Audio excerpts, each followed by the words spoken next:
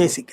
కాబట్టి నడిచిపోతానే ఉంది. ఇప్పుడు ఒక ప్రయత్నం, ఇది కూడా 100కి 80% సక్సెస్, 20% ఇప్పటికే ఉంటాయి దారులు. కాబట్టి ఏం చేస్తారో చూడాలి. సార్ ఫైనల్ గా నిజంగా అంటే ఇది సర్ అనేది ఇక్కడ నుంచి సక్సెస్ ఆల్రెడీ సక్సెస్ అవుతున్నట్టే లెక్క, ప్రతి 5 ఏళ్లకు ఒకసారి చేస్తారా రేపటి నుంచి? ఖచ్చితంగా చెయ్యాలి. రూల్ ప్రకారం 1947లో స్వతంత్రం వచ్చాక 50 నుంచి ప్రతి 5 సంవత్సరాలు జరిగినాయి. కానీ కాంగ్రెస్ గవర్నమెంట్ మన్మోహన్ సింగ్ వచ్చిన తర్వాత నుంచి చేయలే. అదే అవును, వాజ్పేయి టైంలో కూడా జరిగింది సర్, అవును, తర్వాత నుంచి జరగలే. కాకపోతే ఆ పేరు చెప్పి హడావిడి లేదు, కూల్ గా నడిచిపోయేది అంతకుముందు. ఇప్పుడు ఆ తర్వాత బద్ధకం వచ్చింది, ఇప్పుడు చేయిస్తున్నారు అంతే తేడా.